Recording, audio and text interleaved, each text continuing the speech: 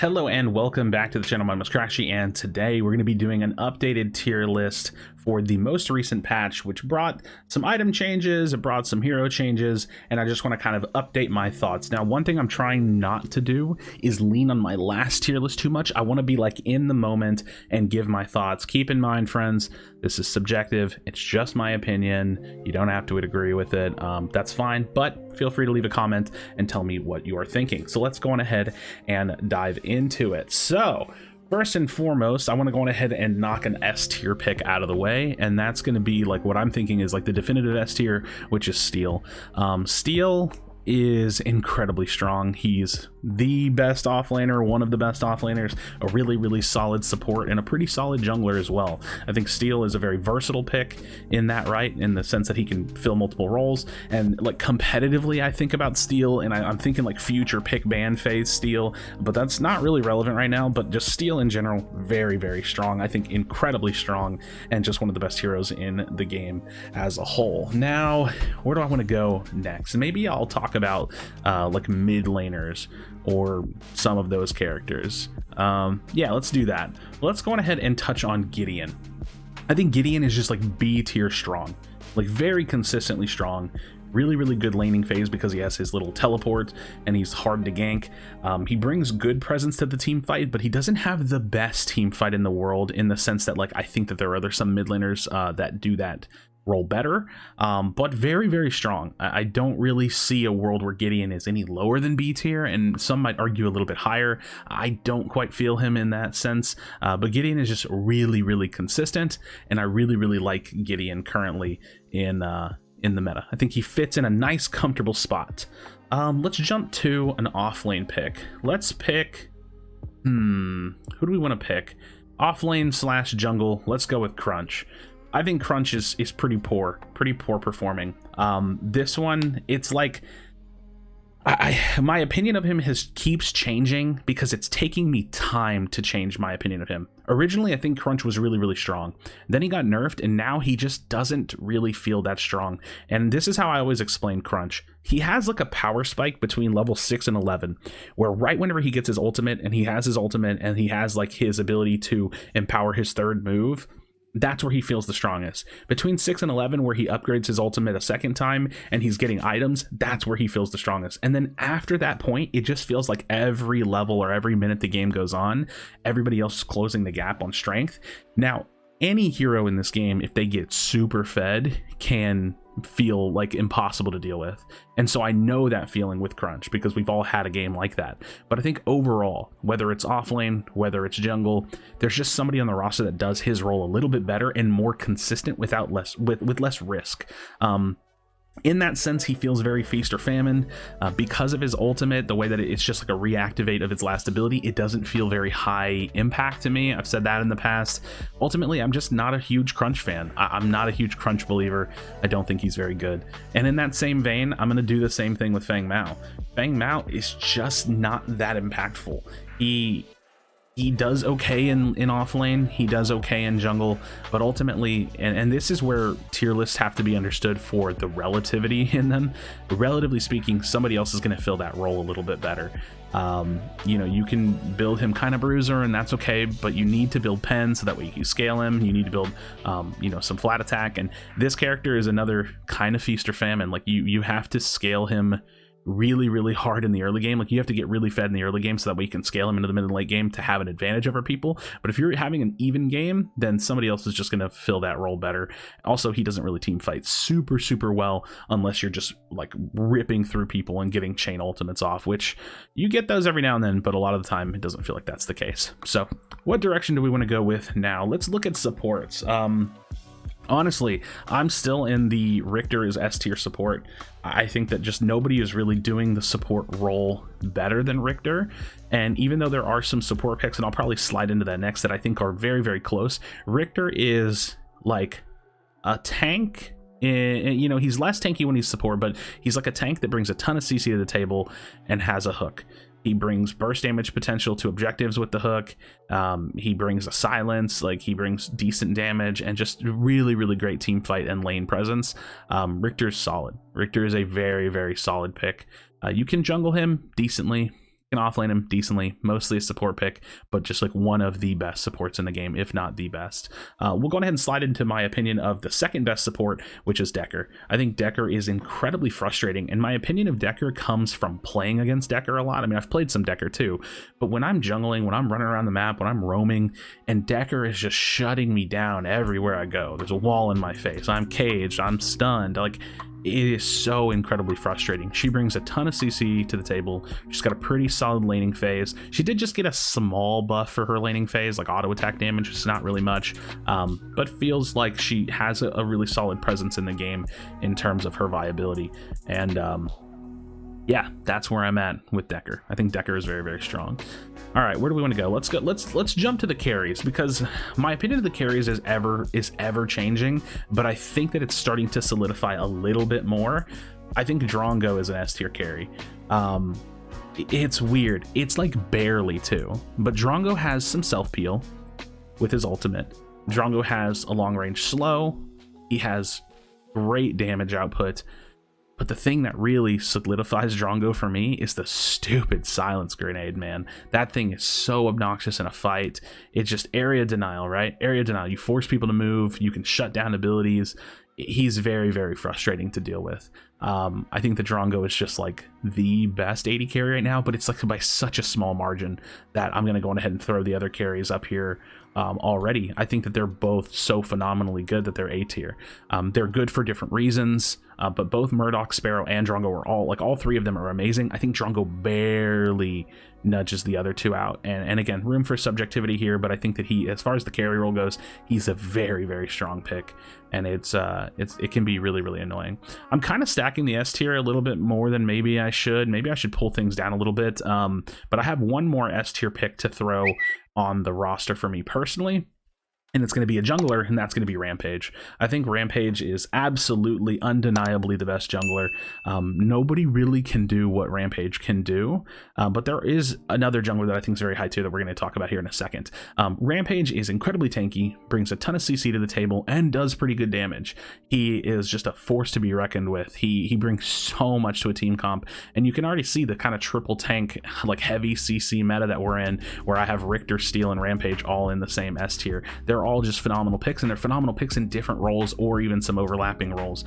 You just can't go wrong with Rampage jungle. He clears great, he's tanky, he brings amazing team fight presence, he has great ganks with his boulder, with his rock throw. You just really can't go wrong with Rampage. I think he is absolutely, undeniably, in my mind, the best jungler in the game, and yeah, really, really strong pick. Now, I said there was another high tier jungler that I wanted to talk about. We're going to go ahead and throw him on the tier list. That's Chimera at A tier. Chimera is, and this is, you know, this is kind of my opinion that I've had in a recent video where I talked about Chimera. He's incredibly versatile in the sense that, like, I'm thinking about it a little bit competitively, but also just in pubs. If you like first pick Chimera, like say you're the jungler and you have to pick early, you can first pick Chimera and not really know what your team is going and build him in a way that suits your team, or build him in a way that is to counter the enemy team. So, like, you know, for whatever reason you didn't feel like playing Rampage, you pick Chimera early, and then your team doesn't really have much bulk. Well, you can go like a really bulky bruiser build, or you can go like a full tank build, or like a, you know, mostly tank build. If your team does bring some good tanks to the table and you feel like you want to do a more damage heavy build, you can go like bruiser, you know, something that has some HP and some damage shred, or like some damage in it, some HP shred with like mutilator, or you can go like really like almost like assassin heavy and build like Sky Splitter into Ashbringer, which I really love doing. So Chimera is just really, really like has a lot of build diversity and is versatile in that sense.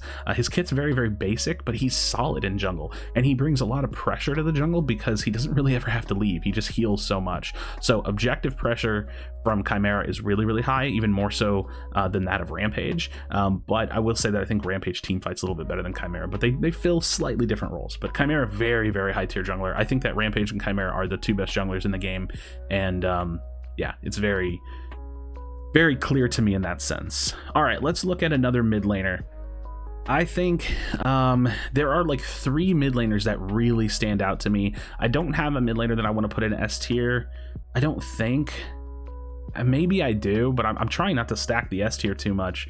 And I think that even maybe putting Drongo S tier might be too much. Like realistically, I kind of just want to put Drongo here and say that he's better than the other two. But I do think that he kind of deserves an S tier spot. But let's go ahead and stack the tier list a little bit. And I got to explain this. It's all relative strength. I think Faye is like one of the best mid laners in the game. She's just absolutely crazy. I think the early game on Faye can be a little volatile and maybe not the best thing in the world. I don't really play her much. This is all just like secondhand experience playing with my team or just playing the game in general. But her team fight presence is so ridiculous that she cannot be ignored as a really, really high tier pick. Now, I have one more pick that I really want to put in A tier, and then I need to kind of float around a thought. Gadget. This hero is crazy. She's super annoying. She's really good at being defensive if your team's behind. She wave clears like crazy. Jeez, that's hard to say. And her team fight presence is phenomenal. She's got her gate. She has her ultimate, which just like dominates an area, big area denial. And she's just a menace. She's annoying. She's really, really good in laning phase. She's really, really strong. Now, this is where this pick is a little confusing for me because I feel like these are the two best mid laners in the game right now, personally, just from my experience. And then there's Howitzer. And Howitzer is either like just below them in A tier or really, really high B tier. I think Howitzer is much better than Gideon, personally. So like if you had to put some space, like imagine Gideon's like over here in B tier, this is probably how I'm gonna layer it, although I'm not really ordering from left to right in general. But relatively speaking, I do think that Howitzer is in this realm of strength. He's very, very strong mid. I personally am favoring Faye and Gadget a little bit more than Howie, but Howie is really, really strong in mid. So again, if your mind says, hey, he should be right here, totally fine. I'm going to put him here for comfort. It doesn't really matter. I'm just saying, I think he's slightly less good than Gadget and Faye. I think he's better than Gideon in the mid role. Let's go ahead and place a D tier pick because I think that there might only be one, honestly. And that's Narbash. I think Narbash is like very bad. And it's for a pretty sole reason, just that his ultimate is so easy to cancel. Now, I was having this discussion with friends yesterday. True Silver can like help that scenario, and it's like a core item for Gideon, but Gideon's a damage dealer. So I'm kind of okay with him having to be forced to secure his ultimate with an item. Narbash is like just peeling and trying to support and trying to like help his team. And for some reason, I wish that there was some kind of a rework to the ultimate. I don't think that the ultimate should get CC immunity because that's crazy, but there should be something. And I don't quite have an idea for it, but Narbash feels pretty rough. And so I'm not a huge fan of how he plays right now. And I'm not, that's just kind of where I'm at with it. I think that he's probably the only hero I'm going to put in D tier. There's another hero that I'm a little on the fence about, and I guess we'll go ahead and talk about it. It's Belica. I'm not a Belica believer. I think she's probably C tier at best for both mid lane and support. I just don't really have a lot of faith in what she brings to the table. She doesn't have a lot of mobility. She does bring some annoying CC and can bring some burst damage, but as a support, I just feel like she's lacking in the utility that a teammate would really want. And as a mid laner, I feel like she's lacking in team fight presence. Like, yeah, she brings that one big hit and she can bring a knockup, but I'm not a Belica believer.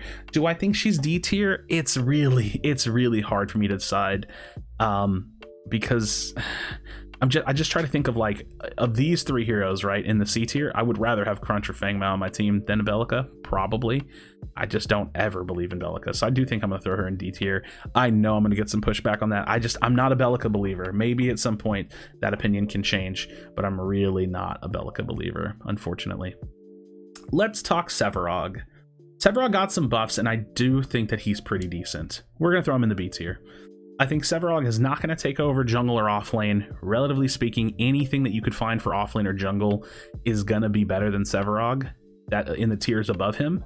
But I honestly would rather have a Sevarog in offlane or jungle over a Crunch or a Fang Mao. So I think putting him in B tier feels solid. It feels like he does bring things to the table. He needs some time to scale, but he gets pretty big, and I'm a pretty big fan of that.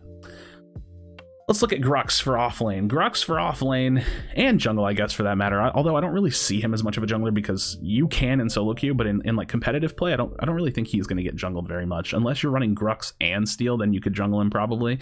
But you could flip those roles either which way, to be honest. So, but in general, I went on a tangent. Grux is very strong. He's gotten slap on the wrist nerfs in the last patch. Still super strong. We're going to put him A tier. Very consistent. Actually, the majority of this game's cast is really good, to be completely honest. It's just relatively speaking, like I said, when it comes to tier lists, where you decide to put people. Countess, I think I have to put Countess as a mid laner in B tier, and it's weird. She is strong as hell.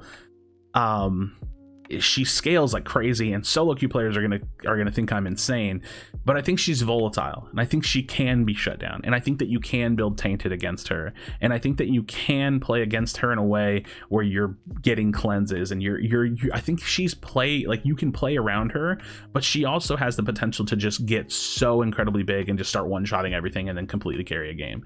So it's weird. She's like definitely better than Gideon. Again, not that left to right matters on this tier list, but I don't know if I feel comfortable putting her A tier next to some of these other mid laners that I really think are just super solid, especially in like coordinated team play, which my tier list is a little all over the place in terms of solo queue opinions and team play opinions. But that's just what I'm thinking about her for now. Again, I could see getting a little bit of pushback on this. Like, Countess is crazy. I definitely get it. This next one I'm probably gonna get some pushback on too, and it's Kallari in B tier. Kallari is the same exact way, has crazy potential in solo queue to just steamroll a game. I do it all the time, but in competitive play and coordinated play, if people that are in the game are good, you can slow the game down enough that Kallari just doesn't scale super well into the late game, and then if she's not ahead, she's not useless. It's not Fang Mao levels. Kallari is very consistent. I think as far as putting Kallari in B tier, it would be like the highest point of B tier, just below A. I'm trying not to stack A tier too much, but Kallari is very good. It's like the third best jungler in the game to me. I think it literally goes Rampage, Chimera, Kallari. So you know what? For the sake of it, just because this character can stomp solo queue, I'm gonna put it at like the bottom of A tier. Just imagine that. I'm saying it in words, but just imagine Kallari is the bottom of A tier. And even then, some of y'all are going to probably think I'm crazy for putting Kallari below Chimera in a verbal sense. I get that. I do think that Kallari is not quite the best jungler in a competitive setting, but in solo queue, Kallari might as well be S tier, right? So it's a little bit weird to talk about with some of these characters that have crazy stomp potential count as Kallari. But yeah. And last but not least, and I literally saved Muriel last because I used to think that she was really bad, and my opinion has changed on her so much since playing her and since having played with a Muriel. I think she's like a B tier support. I think she's way better than people think. She doesn't feel like a troll pick, and I would much rather have a Muriel on my team than any of the 4 heroes below her in C and D tier, personally. So this is my tier list for now. There have been, like I said, some changes, and I'm trying not to lean too much on my past tier list, and I'm trying to let my opinions form as I get more experience with the game and as I play a little bit more. Let me know your thoughts in the comment section down below. This is just where I'm at with it, and you know, the funny thing for me is I'm probably going to take a screenshot of this one and compare it to my last one and see what all has changed, because I've definitely shifted some things around, but this is how I'm feeling, and I want to try to like live in the moment and share those opinions with y'all and those thoughts. So friends, thank you so much for watching. Drop a like on this video, subscribe for future Predecessor content. As always, be sure to be kind to one another, tell someone you love them, and I'll see you on the next video.